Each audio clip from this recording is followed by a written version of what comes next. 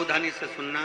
एक प्रश्न हमारे भीतर खड़ा होता है, जब हम सूर्य नारायण भगवान को अर्घ देते हैं, जल चढ़ाते हैं, तो वो जल पृथ्वी पर जब गिरता है तो उसके छींटे हमारे शरीर पर लगते हैं। क्या वो ठीक है?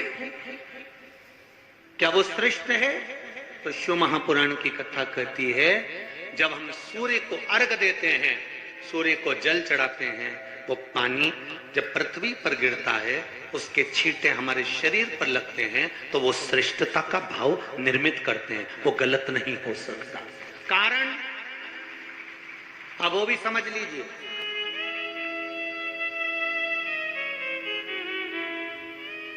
अब सूर्य नारायण भगवान को आप जल चढ़ा रहे हो, तो छींटे नहीं लगे, उसके लिए क्या स्टूल पे चढ़ के चढ़ाओगे कि कुर्सी पे चढ़ के चढ़ाओगे?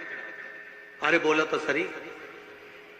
अब कई लोगों के दिमाग में यह बात भरा गई कि हम भगवान को जल चढ़ाते हैं, वो हमारे शरीर में छींटे लगते हैं, जमीन पे से पानी गिरता है, वो हमारे शरीर को छींटे लगते हैं, भगवान को अच्छा नहीं लगता होगा। कौन ने कहा? पहले तो उसको पकड़ के ला।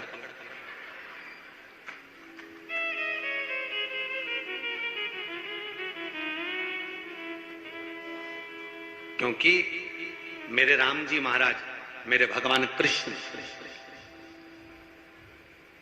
बड़े बड़े संत, साधु, सन्यासी, तपस्वी, साधक, उपासक जितने भी हुए, जिन्होंने सूर्य की आराधना करी, इन्होंने टेबल पे चढ़कर या कुर्सी पे चढ़कर जल नहीं चढ़ाया। इन्होंने पृथ्वी पर खड़े होकर ही, क्योंकि पृथ्वी तत्व के देव हैं शिव।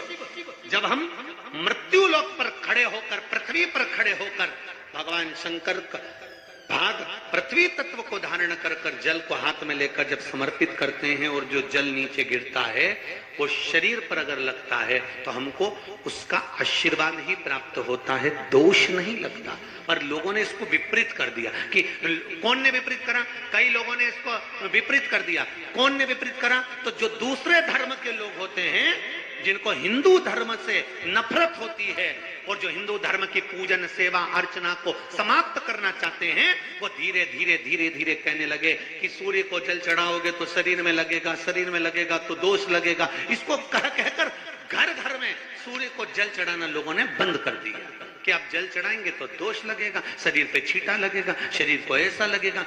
ये दोष नहीं है।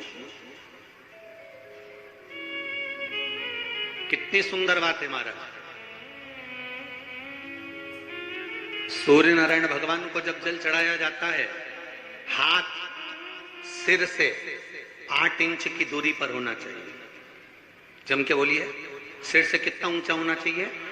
8 इंच ऊपर अपना हाथ होना चाहिए मस्तक से सूर्य को जल चढ़ाते समय।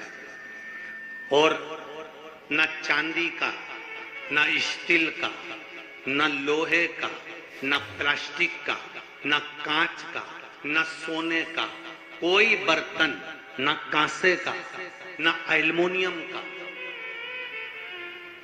न पीतल का, केवल एक पात्र होना चाहिए, वो है तांबे का। काय का पात्र होना चाहिए? तांबे का पात्र। और सूर्य नारायण भगवान को जब 8 इंच ऊपर तुम्हारा हस्त है, और जब हम सूर्य को जल चढ़ा रहे हैं, कैसे जल चढ़ाना है वो भी समझ लीजिए।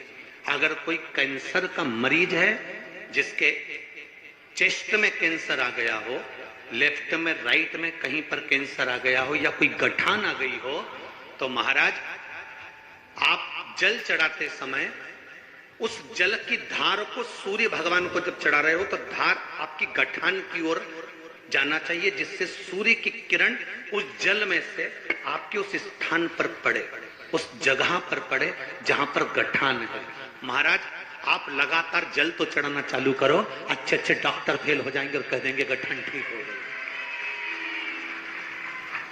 आपका लीवर और किडनी गड़बड़ कर रहा है, आप प्रतिदिन, आपका स्वास्थ्य गड़बड़ रहता है, आप प्रतिदिन ये ज्योतिष शास्त्र के अंतर्गत, रत्न शास्त्र के अंतर्गत ये रत्न शास्त्र, ज्योतिष शास्त्र, रंग शास्त्र जो हमारे यहाँ है, रंगों के हिसाब से ये जितने रत्न होते हैं, माणिक हुआ, सोन मोती हुआ, नीलम हुआ, मूंगा हुआ, पुखराज हुआ, ये क्यों कहते हैं ये पीला है, ये सफेद है, ये नीला है, ये लाल है, इसको शरीर में क्यों पहनाते हैं? उसका कारण होता है कि जब शरीर में पहनते हैं सूर्य की किरण उसमें पड़ती है, हमारे शरीर पर वो कलर का इफेक्ट पड़ता है, उस कलर को शरीर पर लगता है, और शरीर पर लगता है तो हमारा शरीर धीरे धीरे, हमारी जो इंद्रियां हैं वो सही होने लगती हैं, काम सही होने लगता है।